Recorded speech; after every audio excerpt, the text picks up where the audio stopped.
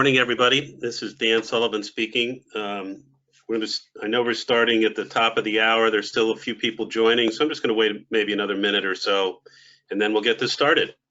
So thanks very much for joining here, and look forward to speaking with you in a minute or so.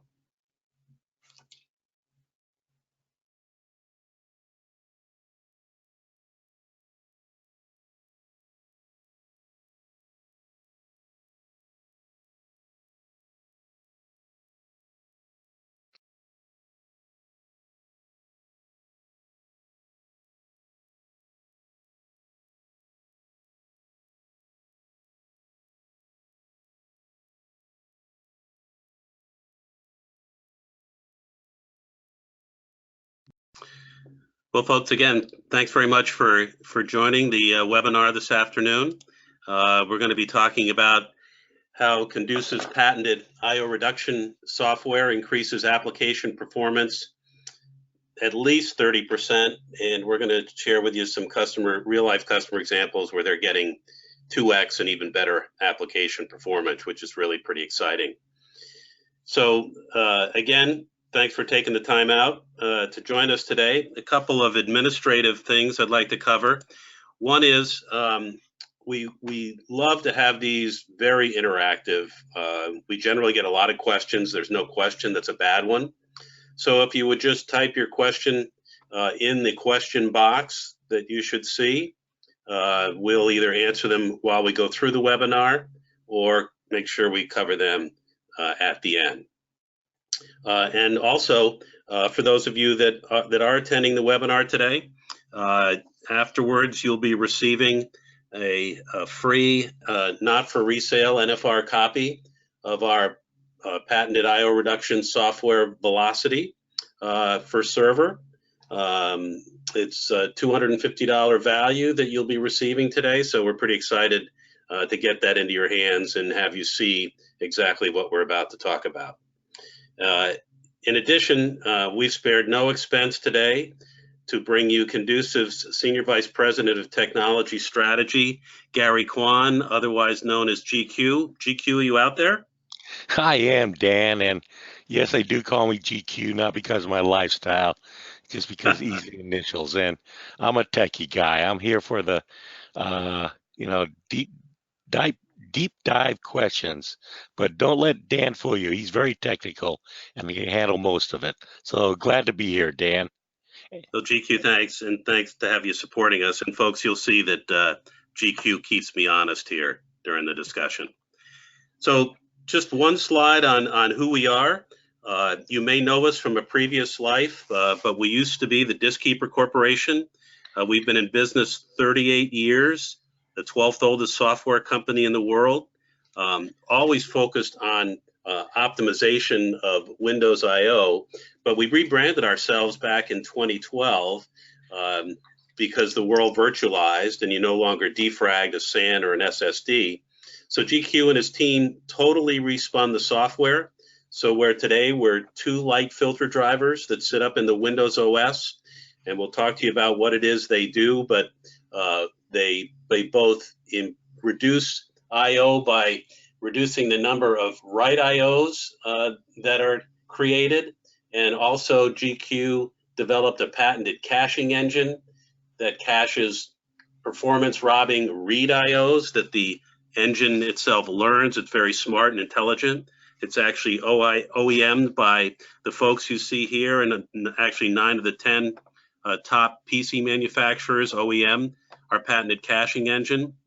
But combined, those 2 filter drivers reduce at least 30% of I/O to backend storage, and that's where and when our customers see the application performance improvements of anywhere from 50 to 300% on existing hardware, folks, even all flash, which we'll share with you. Because of those results, Gartner named us a cool vendor and said we should be installed in every virtualized initiative. We're a close partner because of what we do for Windows. We're a close partner with Microsoft. We're, because of what we do in virtualized environments, a close partner with VMware. And GQ and his team just recently certified under a new certification Microsoft came out with, the Microsoft SQL Server I/O reliability certification. GQ, you want to share with the folks a little bit about that certification? I will, Dan, and we consider this a nice accolade here because Microsoft has certain certification, make sure third-party software is fully compatible with their products. In this case, SQL Server. And SQL Server is a great uh, uh, combination with our product to get the performance gains that you want because it's so IO intensive. But besides the stringent testing we had to go through, we also had to go against the board of SQL experts at Microsoft, and it was a nice accolade to get this certification to show that we're uh, fully compatible with SQL. Now, we're the first software company to get this certification, but we're in good company with other hardware companies like EMC, HP, and Dell. So very nice to have there, Dan. Yeah, congratulations again, GQ, to you and your team. And folks, I mentioned we've been in business 38 years. GQ, how long have you been with the company? Oh, just 35, 36. Just a young guy here, Dan. Well, and so folks, I think no question will get past GQ today, but please do try. Well, he mentioned SQL, but it's not just SQL that people have performance issues with, and performance is an issue. It's really across the spectrum of those applications that operate within a Windows environment. And certainly we talk about SQL because that is one of the sweet spots for us. And a lot of these other programs like Exchange and a number of the ERP programs, have a SQL backend somewhere.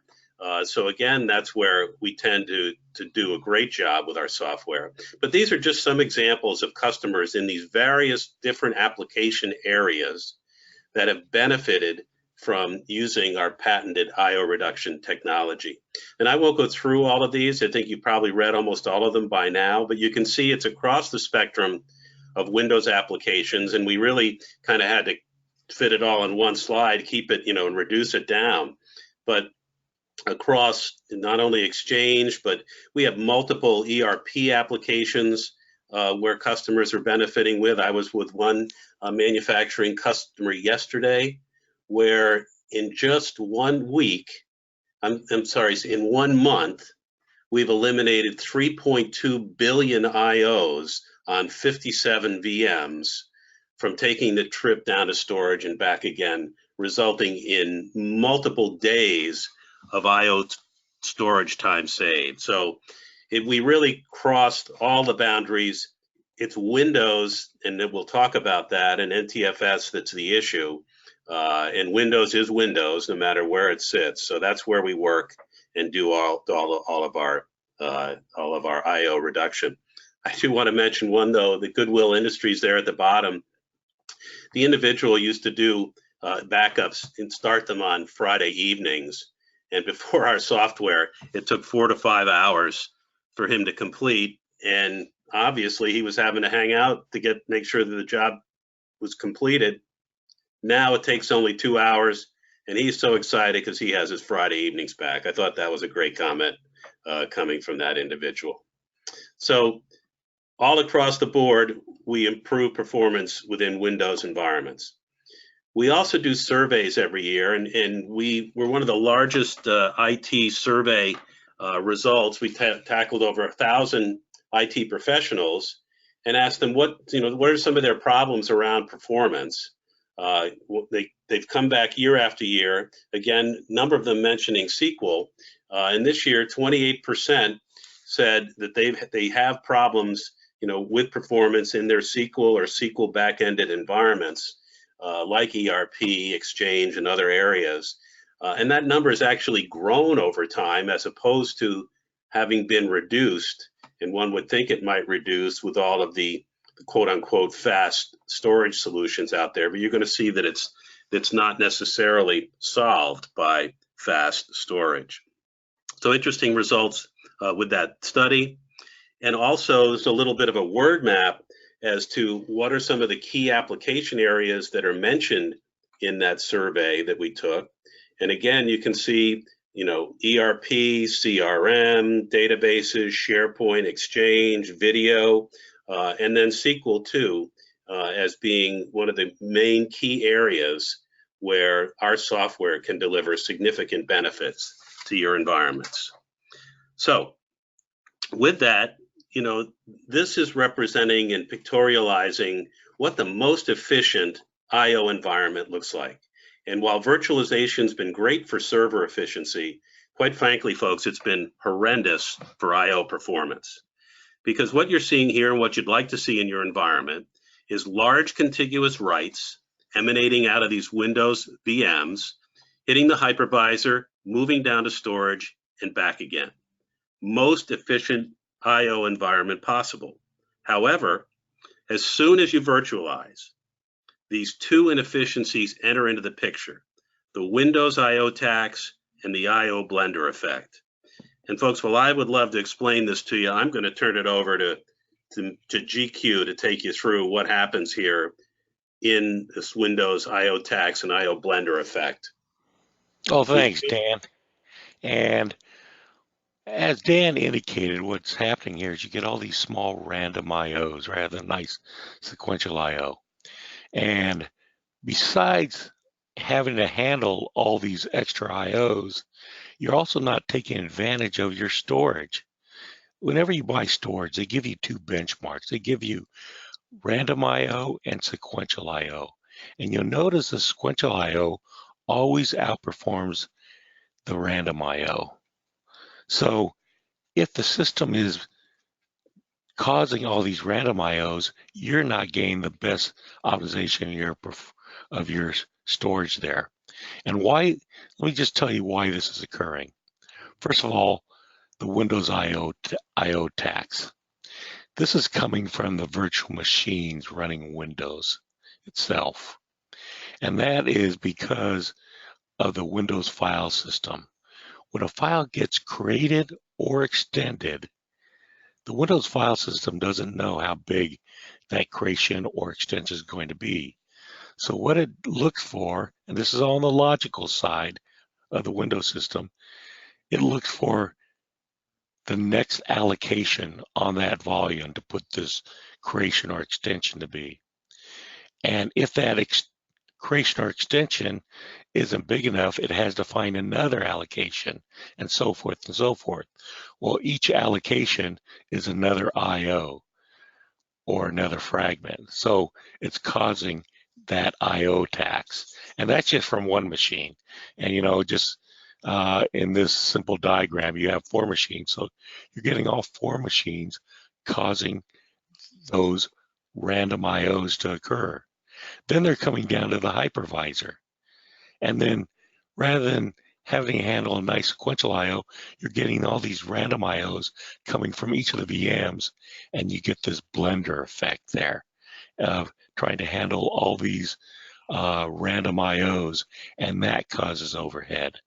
Now we're showing here in a hypervisor, but the same thing happens on a physical system.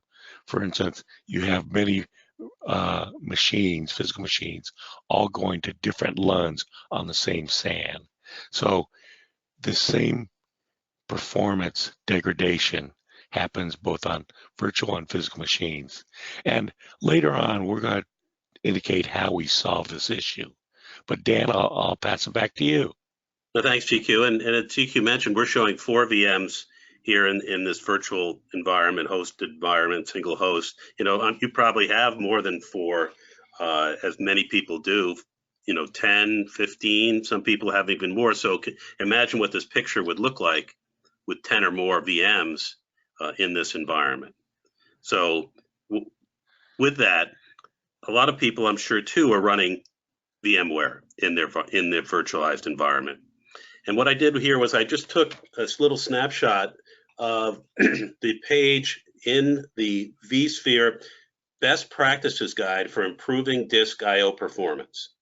So this is right out of VMware's Best Performance Improvement Guide. And how do you do it? Well, first, as you can see below, is to increase virtual memory. That's an obvious one. But look at the second one, defrag the file system on all guests. Well, as we mentioned before, you no longer defrag a SAN or an SSD. We are the only software sitting in the Windows OS preventing fragmentation from occurring at the creation of the I/O. And so with that, by inference, VMware is saying you should be using Condusiv to help improve disk I/O performance in a VMware environment. So where do we sit, folks? We are as I mentioned, two light filter drivers sitting in the Windows OS. So we install on the VM and or the physical server. We install in the OS. We're above everything in your environment. If it's compatible with Windows, it's compatible with us. So any of the hypervisors that exist today, any of the storage platforms that are out there today, we're all above that, sitting in the Windows OS, presenting your environment with the most efficient I/O possible for all of that nice fancy hardware to deal with.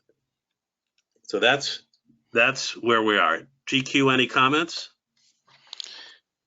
No, Dan, I think you hit it, but as you indicated, where we're sitting there is on the Windows system on the VM. And because what we're doing, it's still a Windows I/O coming out of it, but you might just say it's an optimized Windows I/O. So we're agnostic, to any hypervisor or the storage or the network, because it's still a Windows I/O, but just say optimized Windows I/O, Dan. Great. And Dan, let me just indicate we're getting some good questions here. And as you indicated, we do like to make this very interactive, because I saw Muriel, he asked, we want to know if your technology works in optimizing Azure VM's I/O using premium SSD disks. And there's two questions there. We work fine in Azure, running the Windows OS on the Azure systems. So, and we already have many customers doing that. The other one is on SSD disks. Now, some people believe saying, oh, wait a minute, I'll improve my I/O's performance using SSDs. And do I need this? And yes, you can still get great performance gains. And Dan later on will show you some great use cases where we have done great performance gains with all flash backends. And then Manish asks, if there's only one huge virtual machine on a host, will we get the same I/O blender effect? Manish, first of all, you'll still get the Windows I/O tax.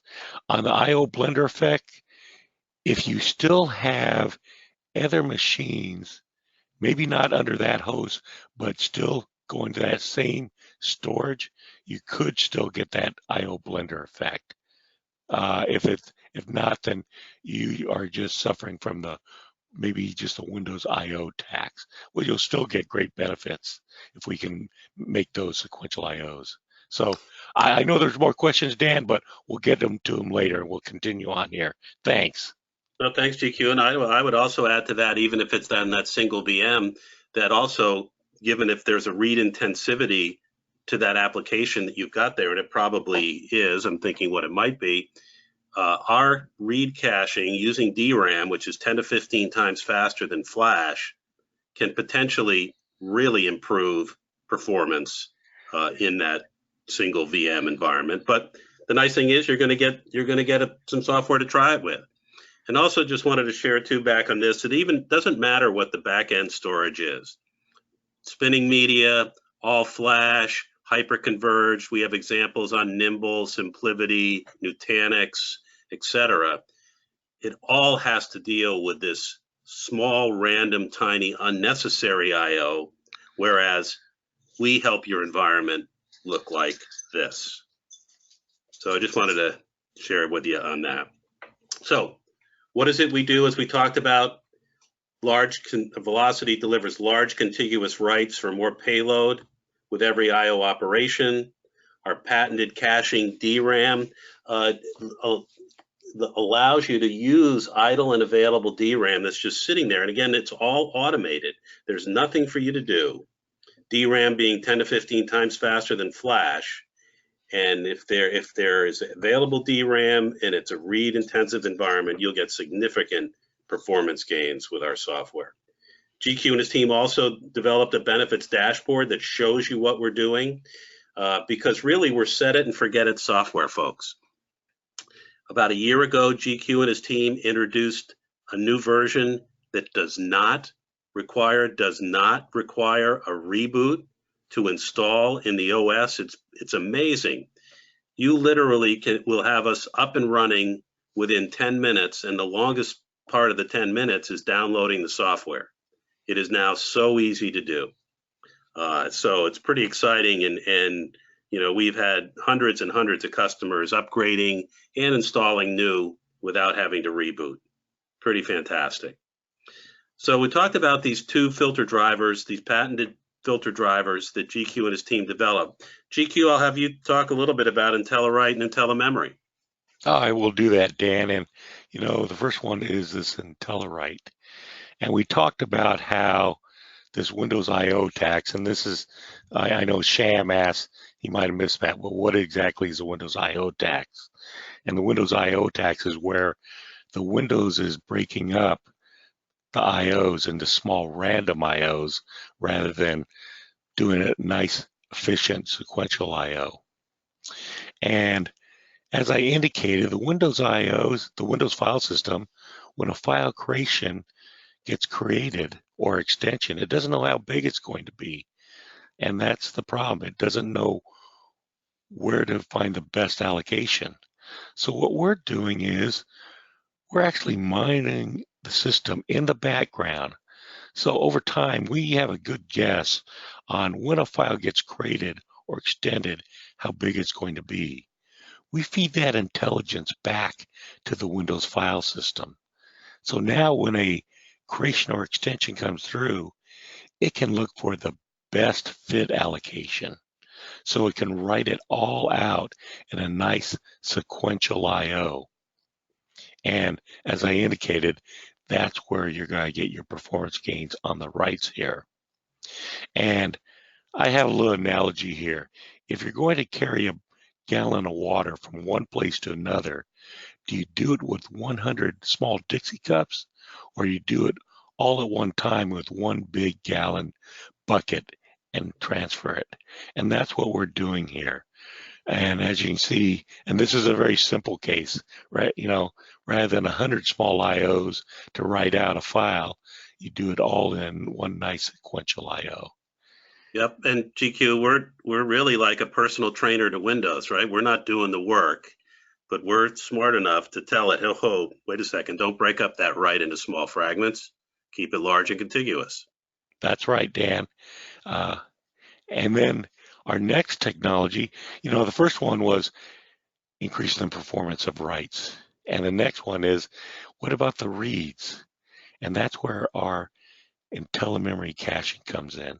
As Dan indicated, we're a very unique caching technology, and that's why 9 out of the top 10 PC OEM manufacturers license us, but you don't hear about us because they license under their name. What's unique about us is two things. One is we will only dynamically use what memory is available on the system, memory that is not being used by any other system or user process. And we'll use that for caching. You don't have to go out there and allocate any specific memory for us. And then if any user or system process needs a memory, we automatically give it up.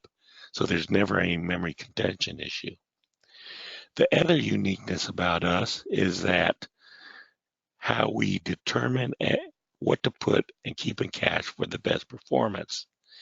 Many other caching products do kind of first in, that data was read, so let me put it in cache and hope that gets read again.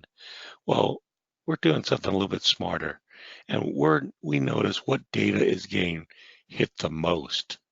So that's one factor, putting it in the cache. The other factor is what data is going to give you the biggest performance gains. From our analytics, we know what type of data will give you the best performance gains, and that gives us another factor of putting it in there. And with those two things, we're giving the best performance rate of caching. Now, what does the caching do? Well, it's a read-only cache, and so when an application creates a read IO, if we have it in cache, we can satisfy that IO back to that application, meaning we eliminate that IO having to go down network to the storage to get satisfied. Now, not only did we just decrease the latency time of responding back to it, we also cleared up the bandwidth of that network storage. So other systems using that storage now have bigger bandwidth. Now, you might think, well, a lot of these network storage or have their own caching. Well, first of all, they may have their own caching on their even on SSDs, but memory on the system is usually 10 to 15 times faster than the SSDs down on the network storage. Also, we also decrease that network traffic. So you're getting all those benefits of that. So now with this read, we have a technology to really eliminate a lot of the IOs, both reads and write, having go to storage and increasing your performance. And Dan, I know I threw out a lot there, so I'll pass it back to you. No, that's great, GQ. And folks, again, all of this is fully automated. There is nothing for you to do. If the OS needs the memory that we're using, we automatically flush the cache and give it back to the OS. We actually keep a gig and a half available at all times. We don't even use it of free memory. So it's really, really pretty amazing what we do in the background, fully automated without your environment. I said we were set it and forget it software, and we are.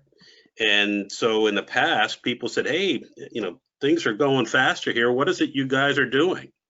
So GQ got tired of trying to explain all of those questions. So he and his team developed this dashboard that you see here.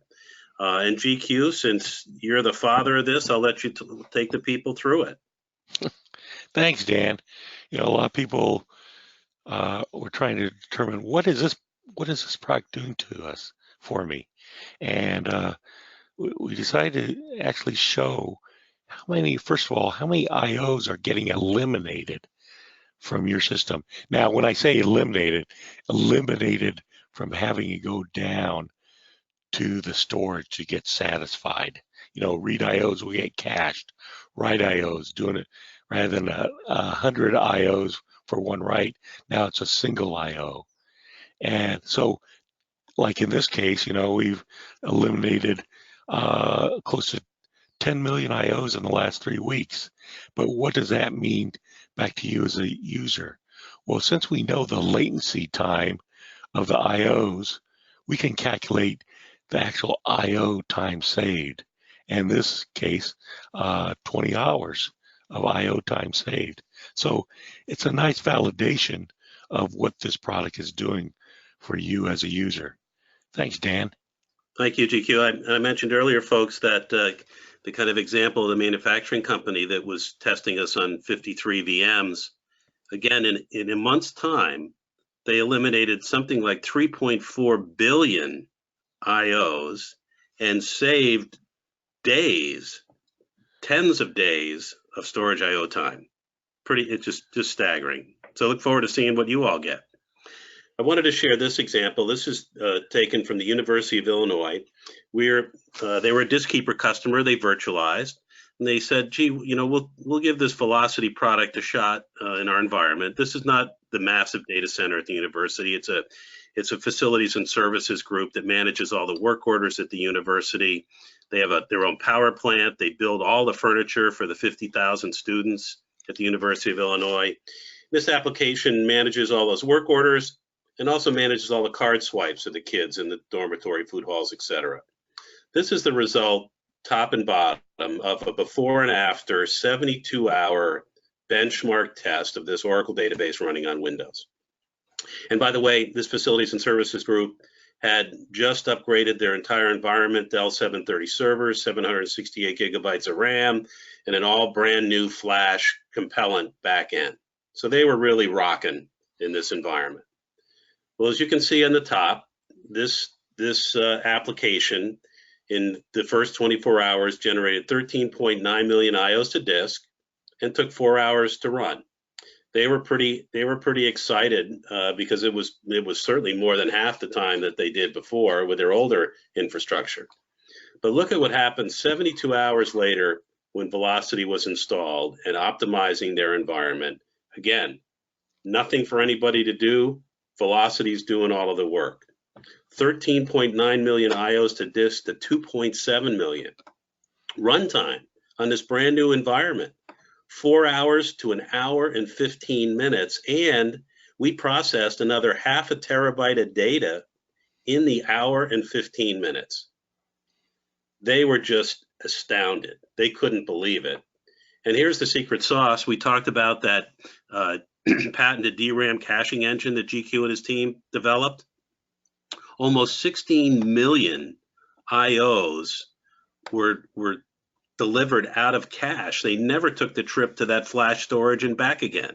And that was one of the biggest helpers here in reducing this IO time and increasing the throughput by processing another half a terabyte of data.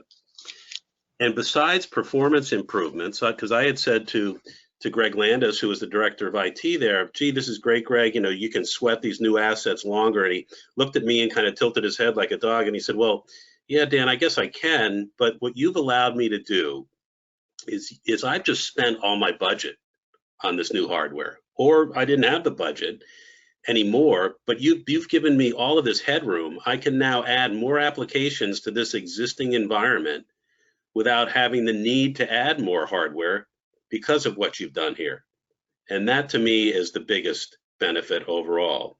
I said, great, Greg, thank you. I will use that in my webinar presentations.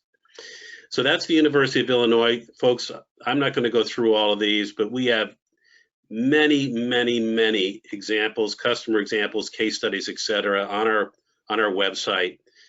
But the results are phenomenal. You can see some of them here. They're staggering. Bell Mobility, lower left here, the Verizon of Canada. They reduced IO to their SAN by 61% and happened to get 3x faster SQL queries. Alton Low Brink, we've saved a full day of productivity by being able to move orders faster through their ERP system. Just these examples are just staggering, and we're looking forward again to getting hopefully some from you all.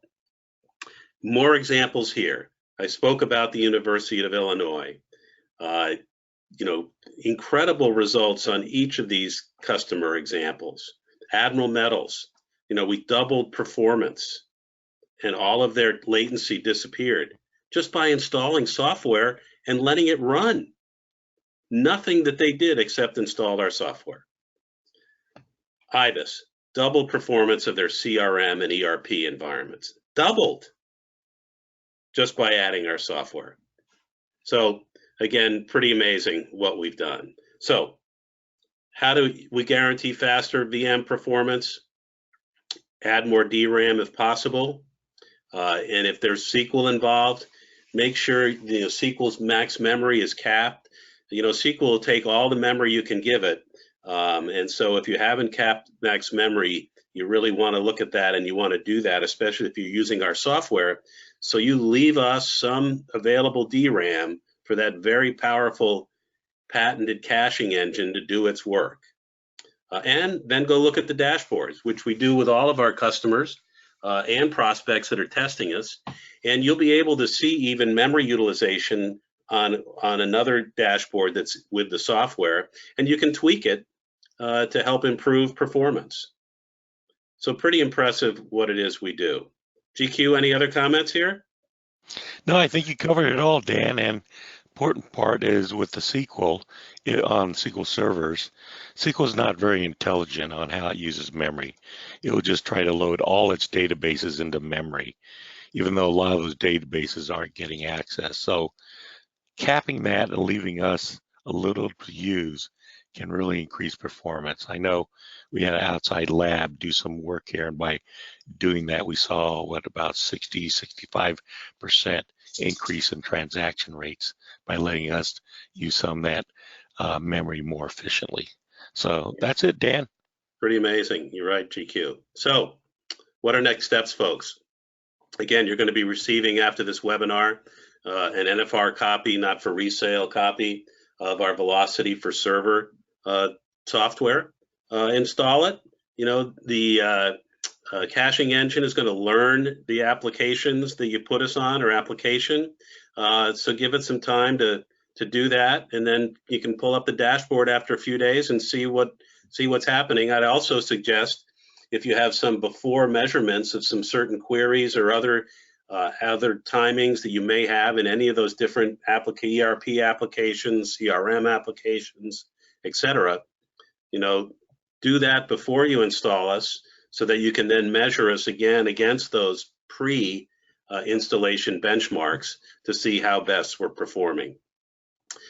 You're going to receive a single server copy of V-locity today. You did see before, though, however, with multiple VMs on a host, that the best practice is to install us across all of the VMs on that host, so that we can optimize everything in the environment. If you only optimize 1 or 2 VMs and there are 8 other VMs that aren't optimized, they're going to take away and degrade the performance improvements you're getting from those VMs that you've installed us on. It happens to be called the noisy neighbor effect. And so we're happy to work with you to install across all of the VMs on a host, to give you a host license to try. I have one prospect that, after attending a webinar, asked to put us on 6 hosts in his environment.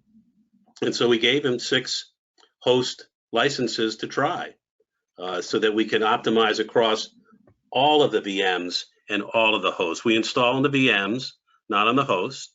But we love to work with you to allow you to maximize the benefits of our software. So don't hesitate to reach back out to us and ask us to work with you. So GQ, with that, you know, I'm going to ask you if you've got some more questions there. No, it looks like we got a good group here, but you know, I'll stop you right there, Dan, and ask you a question there. This host license, how does a host license work? Oh, great question, GQ. Thanks. See that, folks? He's trying to get me. So we have 2 licensing models. We have a per server model, per VM model, of which you'll be getting an NFR copy of after the webinar. But again, from the best practices that we've learned, we should be on all the VMs on a host. So our host model is just that. And by the way, both of our licenses are perpetual. So there's a one-time purchase, and then there's an ongoing annual maintenance. And the host model, it really covers all the VMs on a host. And the break-even point, folks, is 7 VMs. So at 7 or more VMs on a host, the host licensing model is more advantageous to you from a cost perspective. Below that, a per server model is the way to go. But those are our 2 licensing models. Again, the licenses are perpetual, and the ongoing annual maintenance gives you all of the updates, technical support, et cetera, that you need. GQ. All right, Dan, let me get some of these questions here. There's quite a few of them, so this is great. I think you answered one. This is from Bob. He says, how effective is this if I only install on a single VM and not across all of the machines?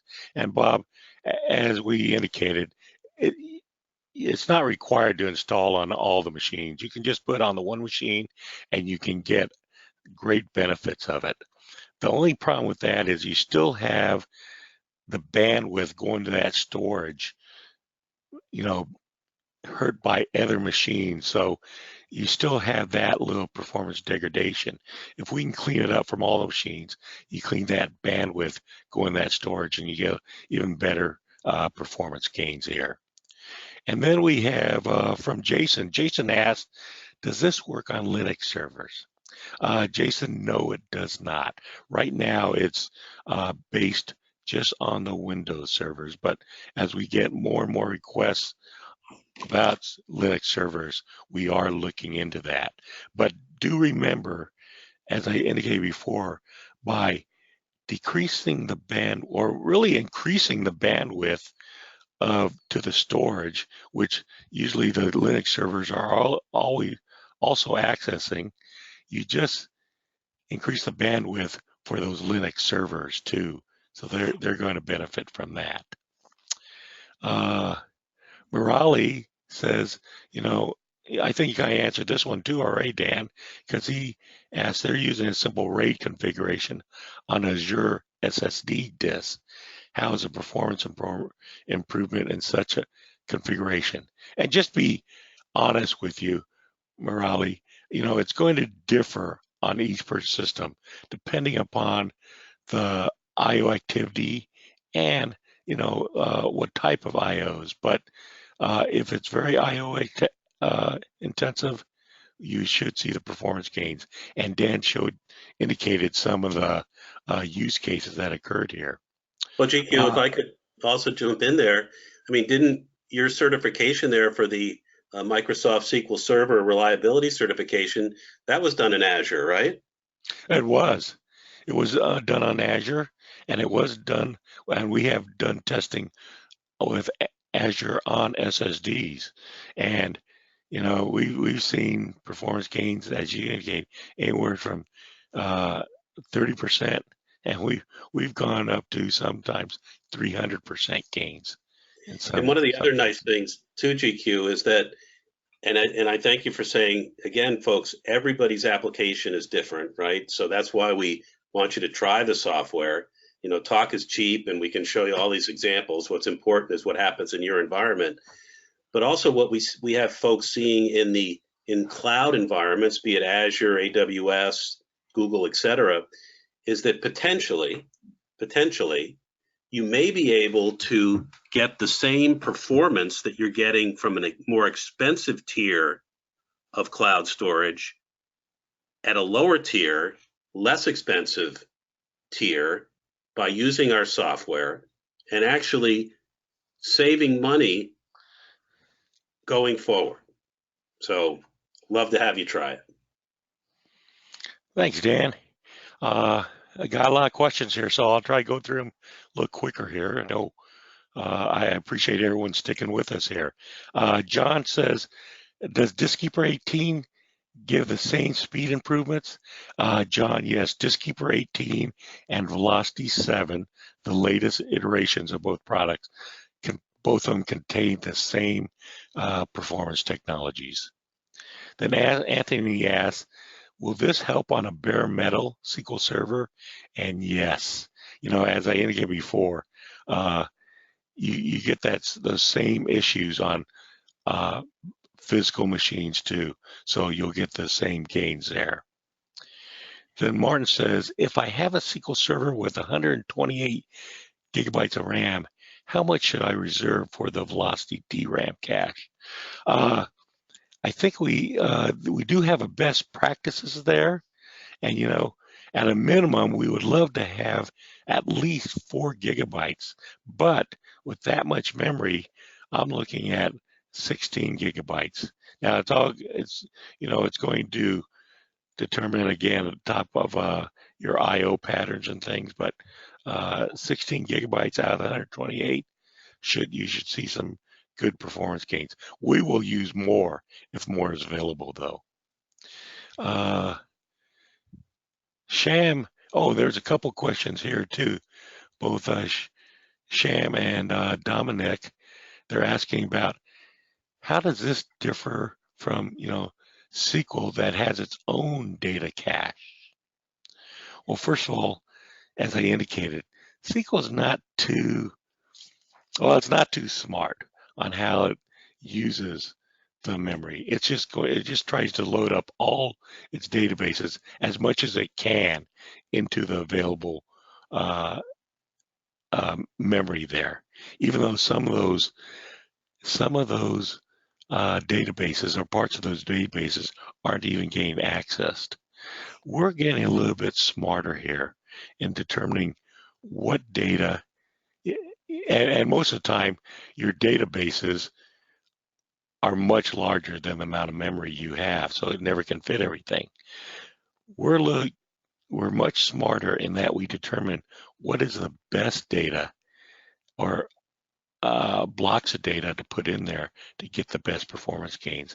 And that's why I said we did some SQL benchmarking, and when we limited SQL and allowed us to use some, we're getting 65% increased transaction rates. So that's how it differs. Also, we'll be also caching other things from the system that can also affect performance, and you'll get those gains too on the SQL Server. And Sham asks, how do you derive the latency time for I/O? Sham, we're actually since we're a filter driver or a storage filter driver there, we know when an I/O gets sent out and when it comes back. So that's how we're knowing how much, approximately what the latency time is occurring. Also, when those I/O occurs, we know how big that I/O is occurring. So we're getting a pretty good idea of what the latency time is on each system. John asks, have you tested this with SQL Server availability groups, especially with synchronous replicas? John, just to be honest with you, I can't tell you if any of our users, I can't remember us testing that ourselves in-house. I have to go check. And I can't say for certain that any of our customers have done it. I'm sure they have, but I'm not going to say they are without me actually knowing it. Okay. And then let's see here. This is from Sham again. It says, and don't worry, Sham, we love the questions. It says, by eliminating the Windows cache, does your solution reduce the level of fragmentation that occurs in SQL Server data? First question. First of all, you're right, Windows has caching itself. It doesn't do a very good job. We actually just leave it on. And all these performance gains that Dan has shown you, all those use cases, customers reporting it, that is with the Windows cache turned on. We just left it on. And we're doing a much better job than they are. And that's why we're getting these big performance gains. And then it says, does your solution reduce the level of fragmentation that occurs in SQL Server data? Now, to be honest with you, Shan, there's two types of fragmentation. There's a fragmentation that occurs on the SQL database file itself. And yes, we will help prevent that from occurring. There's the internal fragmentation within the database itself. We do not affect that internal, just kind of the external there. So SQL can do the internal there. Then it says SQL has its own patch structure, and page splits happen within its organization of databases and extents. And how does your solution impact the frequency of data page splits at the SQL level and resulting fragmentation? I think I just kind of answered that. We do the outside the file itself, preventing that, not the internal there. So thanks for that, Sham. Jeremy asks, is there a newer version of DiskKeeper? The current version of DiskKeeper is DiskKeeper 18, and there have been a few incremental versions. And if you're on maintenance, yes, you can always get the latest version of DiskKeeper there.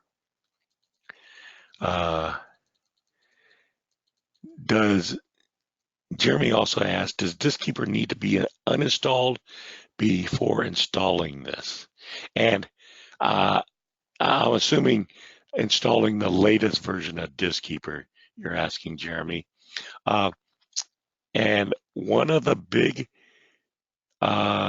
enhancements made in DiskKeeper 18 is that it no longer requires a reboot to install it. And for upgrades, you do not have to reboot if you're upgrading back to DiskKeeper 15. Now, if you have a much older version prior than DiskKeeper 15, yes, you do have to uninstall and reboot to get out of there. Then Bob asked, what about non-Windows VMs? And Bob, right now, as indicated, we're just, right now, the product just focuses on Windows machines right now. But as we get more requests, we'll look at it on other systems.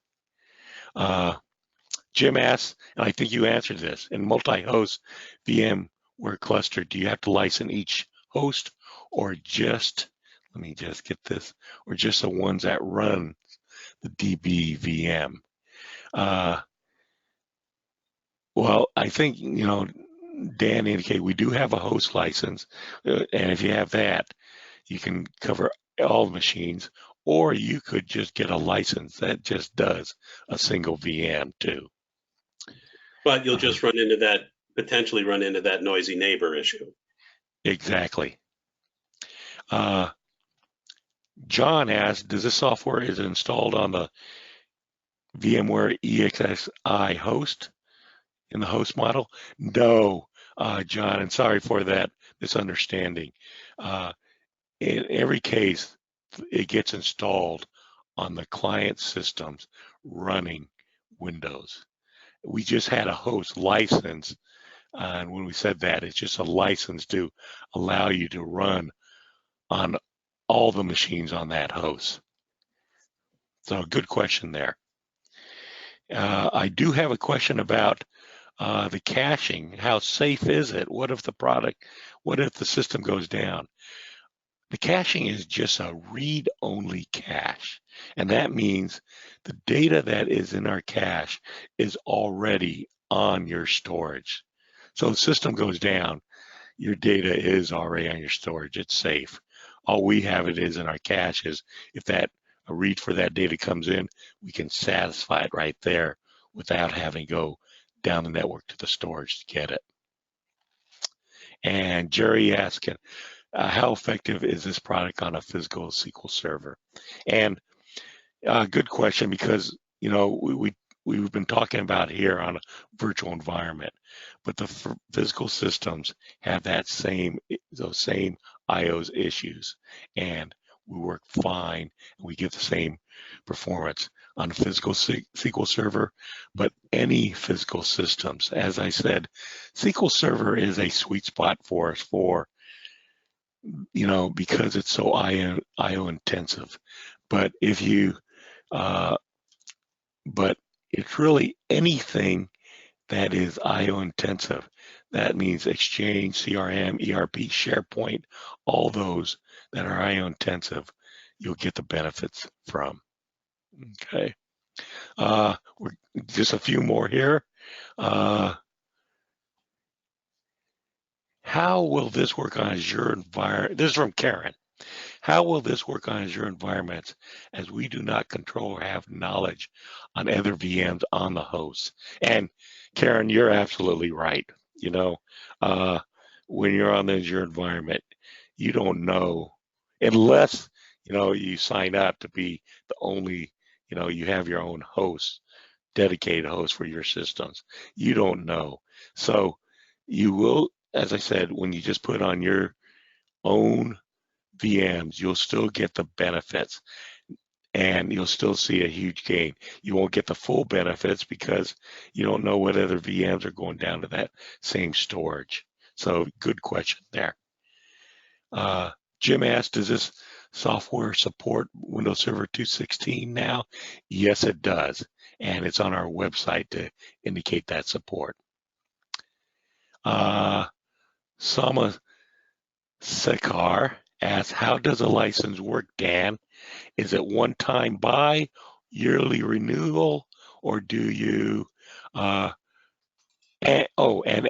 do you release any updates, patches to it? I'll answer the last one, then give you the license questions, Dan. On updates and patches, yes. And if you're on maintenance, and I believe when you first buy it, you get the year, you get any updates and patches to it. And Dan, I'll let you answer the licensing question. Right, and so the licenses themselves are perpetual, and they're one-time charge initially, and then it's just annual maintenance after that, and you get, as GQ mentioned, all the updates, enhancements, technical support, SE support, etc. Okay. And Chris, he says, how about a multiple server SQL cluster hosting the databases on a SAN? How does that work, as a server hosts are physical and not virtual? Chris, work fine on that. We'll just install on the physical server systems running, running the SQL, Windows SQL on it. Get the same benefits. Just a few more, and I gotta admit, this is a great group, Dan. This is Manish. My SQL server has 440 gigabytes, leaving 24 gigabytes for RAM. Will this be okay, or will we need to reduce RAM for SQL? I will. You got a good amount of memory there. 24 gigabytes. If that's just available RAM, I would say start there, and we'll see the benefits. We may, and it may be able to use more at a maximum if it can, and if it's productive. Velocity Disk Keeper can use up to 128 gigabytes of RAM if it's available. So, Manish, I would say maybe start with the 24 gigabytes, and let's see what kind of performance you get, and then we can increase that too. And one thing we didn't show, GQ, is we showed you one page of the dashboard. There are multiple pages to that dashboard, and one of them does show memory utilization. So it shows total memory, available and free memory, and what memory we're using. And you can use that then to tweak your memory utilization. And Jay, I think about 3 more questions. James asks, wasn't the older version of Velocity installed directly on the hypervisor? Not to my knowledge, James. It's always been, Velocity has always been installed on the actual client system, the VMs running Windows. That said, we are looking at some technology to put on the hypervisor, though. That is something we're looking at. Jennifer asks, the software wants at least 4 gigabytes of RAM. It's fairly standard practice to cap SQL Server at memory 2 to 4 gigabytes for the OS.